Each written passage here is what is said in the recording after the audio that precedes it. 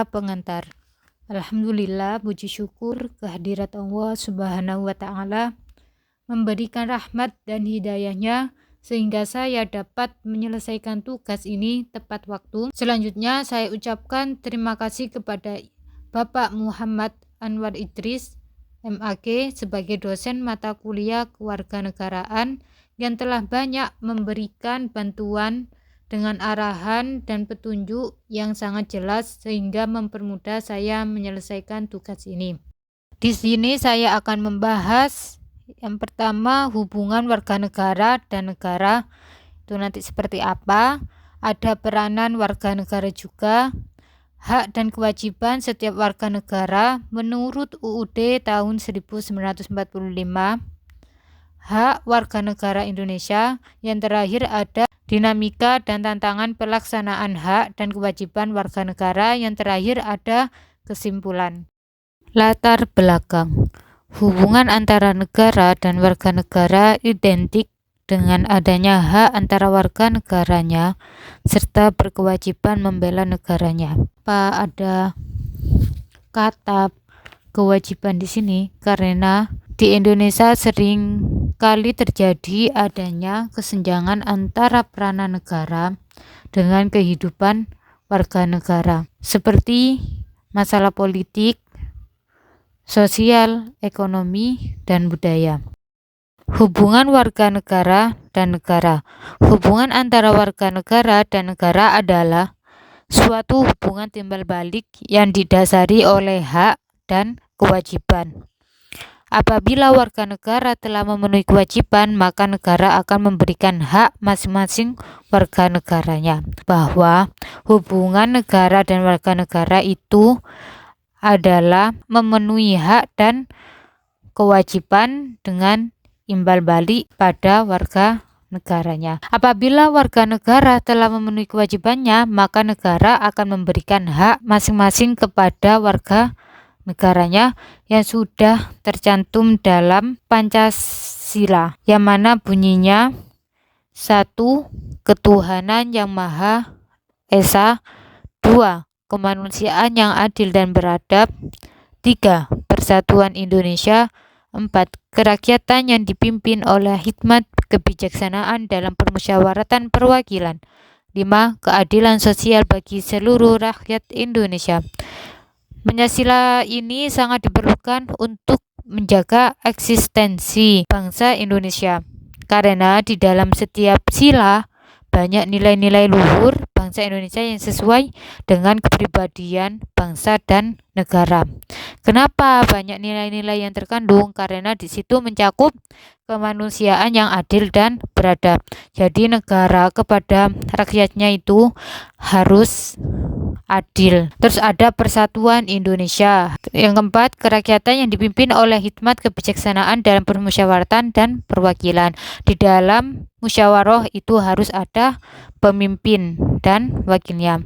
Yang kelima, keadilan sosial bagi seluruh rakyat Indonesia. Itulah dalam nilai-nilai Pancasila terdapat beberapa kata kunci yang bisa digunakan sebagai pedoman dalam menjalani kehidupan, seperti cara memanusiakan manusia, ketaatan dalam beragama, hidup beradab, dan juga beretika. Kenapa sih Pancasila itu sangat penting dalam hubungan negara dan warga negaranya?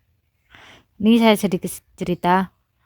Pada zaman dahulu, dalam sejarah Pancasila berperan penting dalam membentuk hubungan warga negara dan negara dimulai pada saat penjajahan. Jadi dulu pada masa penjajahan Belanda yang memiliki tingkat kecepatan teknologi yang mana banyak sekali disalahgunakan pada generasi Z zaman sekarang, seperti melakukan hal-hal hoax, memviralkan yang tidak pantas untuk diviralkan. Nah, itu kan disalahgunakan sama, kalau dimanfaatkan dibuat bisnis, terus dibuat mengaji atau melakukan hal-hal baik yang memanfaatkan semua orang. Itu cara menggunakan teknologi yang baik. Dan menelaah kembali nilai-nilai luhur Pancasila dengan mempertimbangkan rasionalisme, aktualisasinya dalam mengatasi persoalan-persoalan modern.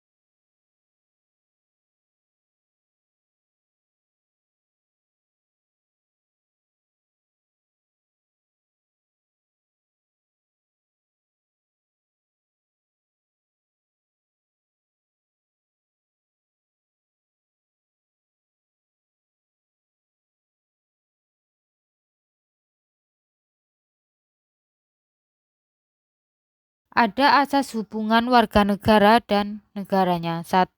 Asas demokrasi. Itu seperti Pancasila, pembukaan UUD 1945, pasal 33 UUD 1945. Yang kedua ada asas kekeluargaan mencangkup di bidang tubuh UUD 1945. Sifat hubungan warga negara dan negara yaitu hukum dan politik. Di dalam hukum ada pemilu masyarakat Indonesia yang mempunyai kesempatan untuk memilih pemimpinnya, harapkan mampu menjaga keutuhan negaranya dan memperjuangkan kepentingan rakyat sesuai nilai-nilai dalam Pancasila. Itulah tanggung jawab besar seorang pemimpin yang bijak dan dalam tindakannya. Peran warga negara. Peran warga negara di sini ada 6. 1. Memiliki jiwa nasionalisme. Kenapa warga negara harus memiliki jiwa nasionalisme? Karena kecintaan kita terhadap bangsa dalam mempertahankan identitas nasional. Hal kecil yang dapat kita lakukan dalam upaya mempertahankan identitas nasional dengan menggunakan produk-produk yang kita miliki, seperti di sini ya, dengan melestarikan budayanya. Budaya apa di sini? Reog diviralkan bisa. Terus bisnis misalnya ya, impor dan ekspor petani, itu bisa kita jualkan ke luar negeri dari hasil Indonesia sendiri. Hak dan kewajiban warga negara. 1. Persamaan kedudukan dalam hukum pemerintahan. Jadi kenapa di sini dicantumkan kebersamaan? Karena semua makhluk hidup seperti manusia di muka bumi ini sama semuanya. Tidak ada yang membedakan. Yang kedua, hak atas pekerjaan dan penghidupan yang layak. Yang ketiga, hak dalam upaya pembelaan negara. Itu sangat penting bagi warga negaranya untuk membela negaranya sendiri. 4. Hak bersikat dalam berkumpul. Itu sangat penting adabnya. 5. Hak mengeluarkan pendapat. Itu sangat penting bagi warga negara mengeluarkan pendapat baik dari segi tertulis maupun suara. 6. Hak untuk memperoleh kesempatan yang sama dalam pemerintahan. Itu juga sangat penting karena mengandung keadilan. 7. Hak untuk ikut serta dalam usaha pengetahuan dan keamanan negara. 8. Hak mendapatkan pengajaran. 9. Hak pada fakir miskin. Selain itu, kita pun masih menemukan hak-hak warga negara yang diatur dalam sebagai peraturan perundang-undangan, antara lain, yang pertama, hak perorangan atau kelompok untuk menyampaikan pendapat. Yang kedua, ada hak untuk memilih wakilnya di MPR, DPR atau DPRD. Yang ketiga, hak untuk dipilih sebagai wakil di MPR maupun DPR atau DPRD. Yang keempat, hak untuk berusaha. Yang kelima, hak untuk memperoleh perlakuan yang baik. Yang keenam, hak untuk memperoleh bantuan hukum. Yang 9, hak memilih tempat tinggal. Yang ke-10, hak untuk mendapatkan kepastian hukum. Yang 11, ada hak untuk memperoleh pelayanan dari pemerintahan.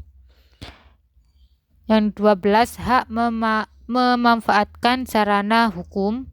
Yang kelima, hak untuk memperoleh perlindungan dari ancaman kekerasan dan penyiksaan. Jadi di sini ini banyak hak untuk warga negara untuk memilih wakilnya, untuk memperoleh perlakuan yang baik dari atasan, juga mendapatkan bantuan hukum dari pihak pemerintah dan tempat tinggal. Hak-hak warga negara menurut peraturan perundang-undangan.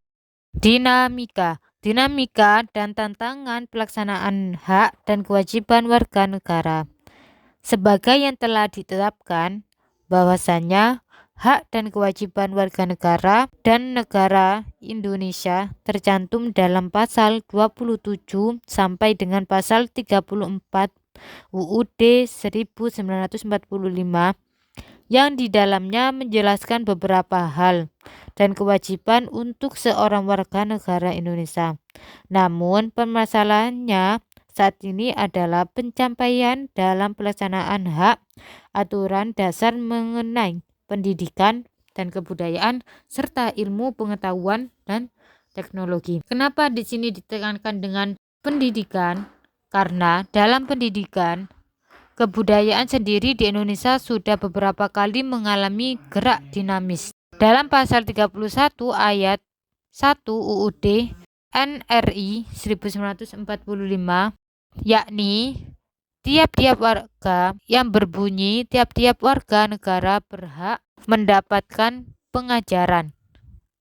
Setiap warga negara itu harus mendapatkan pengajaran dalam UUD NRI 1945. UUD NRI 1945 yang berbunyi, negara memajukan kebudayaannya nasional Indonesia di tengah peradaban dunia dengan menjamin kebebasan masyarakat dalam memelihara dan mengembangkan nilai-nilai budaya.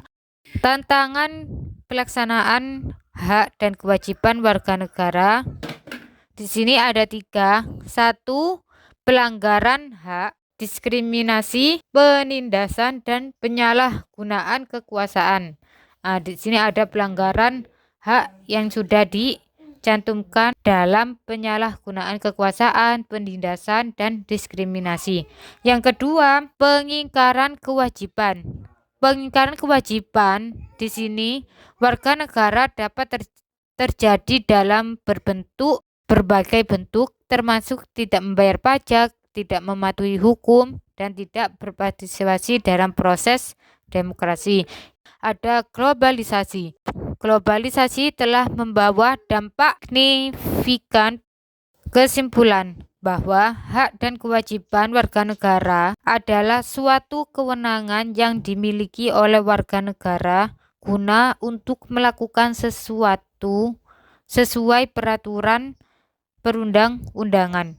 Dengan memahami dinamika dan tantangan pelaksanaan hak dan kewajiban negara, kita dapat bekerja sama untuk memastikan bahwa hak dan kewajiban warga negara dapat dilaksanakan dengan efektif dan adil.